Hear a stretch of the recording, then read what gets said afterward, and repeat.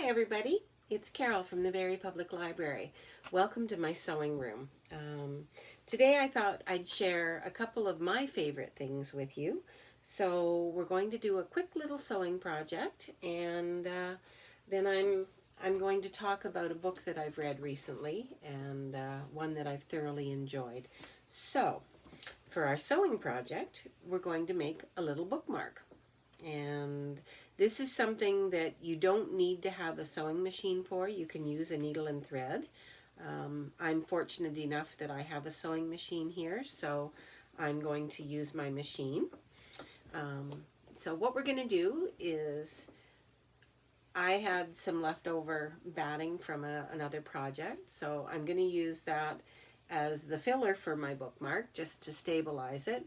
If you don't have any batting at home, you can just use an extra piece of fabric. You just want a little something in the middle to stabilize it. So I cut out my fabric at 7 inches by 2.5 inches, and I cut out my batting the same, 7 by 2.5 inches. And then we're going to put them all together. So I'm going to lay them down.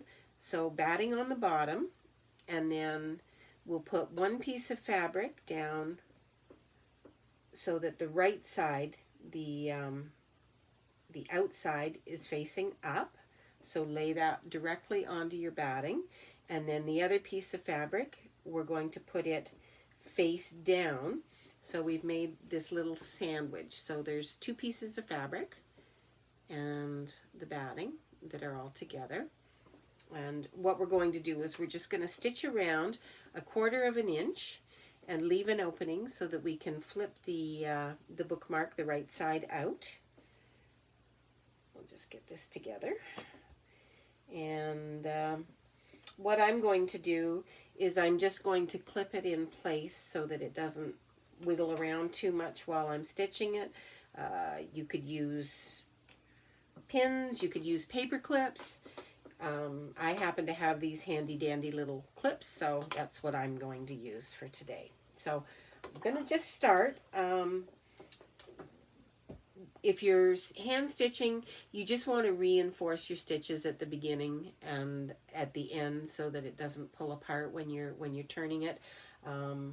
Using the sewing machine, I'm going to back stitch a couple of stitches at the beginning, and then when I come around and I'm stopping again, I'm going to back stitch just to hold things in place. So just give this a quick run through the machine.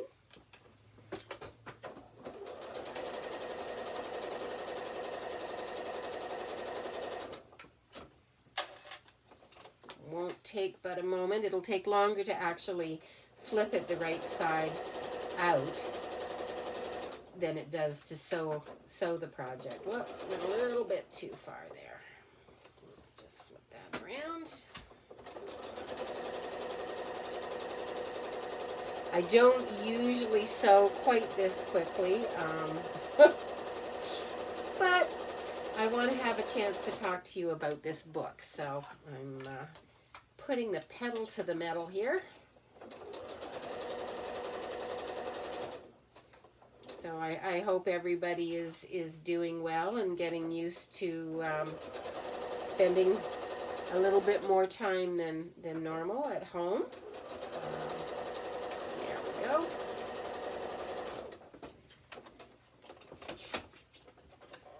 Let's pull that out. Give it a trim.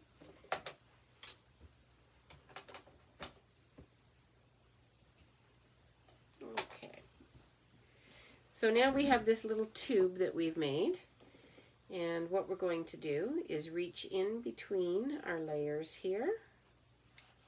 I can get my finger in there, and we're just going to flip it right side out. Now this is probably actually going to take longer to do the flip than it did to sew it. And then what we'll do is just do a quick seam down inside, or down on the outside afterwards, to close everything up. So I'm using my fingers, and I have this little turner thing that I can use. If you've got a pencil or a pen with the nib tucked in so that it doesn't poke right through your fabric, then you can use that to quicken the turning process here. Almost done. Just get that last little corner poked out. And then we have a little bit of a gap here. So if we give it a good solid tug, what that does is it moves the fabric back in line with the rest of our seam. See? And then just going to do a quick spin around again. This time with an 1/8 of an inch seam, so it's just a narrower seam. And that will close up our opening. And then we'll all be done. Bob's your uncle. So let's just give this a quick spin around. So when I've been home, I found at first, I'm a big book reader, and I found at first that it was, I thought, oh, I'm going to get so much reading done. And I didn't have enough focus to be able to sit down and focus and read and enjoy books at the beginning. So that's okay. I set the books aside and gave myself a little bit more time to process everything that's been happening in all of our lives lately. And when I was ready, I sat back down and started reading the book I'm going to talk about today, and I could not put it down. It's a beautifully written story. So we will get to that in just a moment. Almost done here. One last little seam.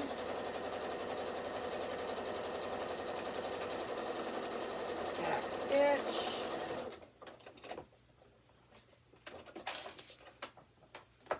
And we'll just trim our threads here. Right now, Barrie Public Library is not open to the public. So the book that I'm going to recommend today, I checked to make sure, and it's available through our digital resources online through Cloud Library.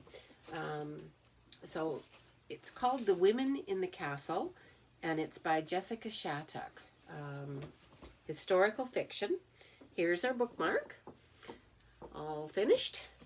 I'm one of these people that when I read a book, it drives me crazy if somebody has read it before me and they've dog-eared the corners on the book. So I'm a big believer in bookmarks. So I'm going to take my freshly made bookmark and place it in my book, and then we'll talk a little bit about this. So The Women in the Castle, it's historical fiction. I'm a big historical fiction fan. It takes place in Bavaria at the end of the Second World War, and the main character is a woman named Marianne von Lingenfeld. Let me just double check that. Lingenfeld.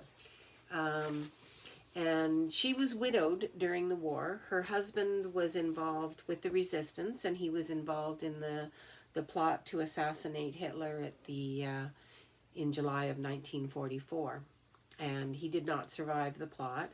And she made a vow, because there were other women that were left widowed due to the same circumstances. So she made a vow that she would find these women, and they've been displaced by war, so protect them, bring them in under her wing. And so she moves back to the family castle, her husband's family's old falling down castle in Bavaria, and she brings these other women with her. And it's a story that when she rescued these women from the circumstances that they were in after the war, she felt that their shared pain and circumstances and situations would bring them together into a tighter knit group.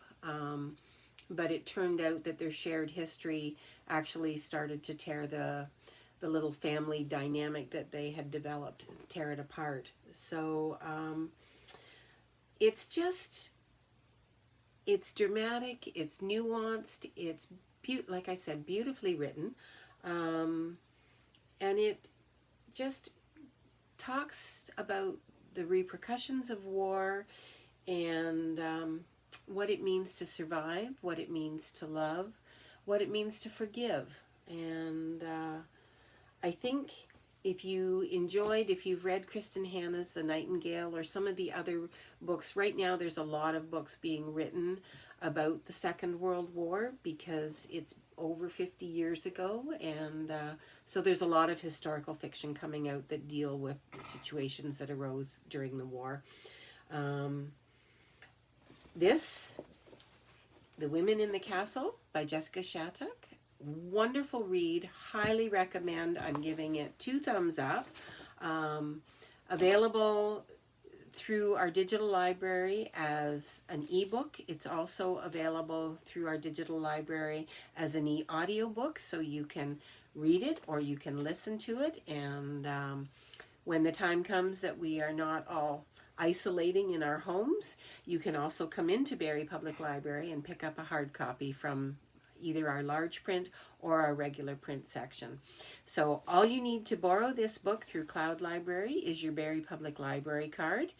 If you live in Barrie or in the area of Barrie, you can come in, or you can actually go online right now and get a card, a virtual card. And then when we are back in the building itself, we will give you your physical card, but we will set up the account for you virtually online so that you will have full access to all of our digital resources. Cloud Library has so many good reads available, fiction, nonfiction. So get your card, get your book, make your bookmark, and have a good day. Thanks for joining me. Bye now.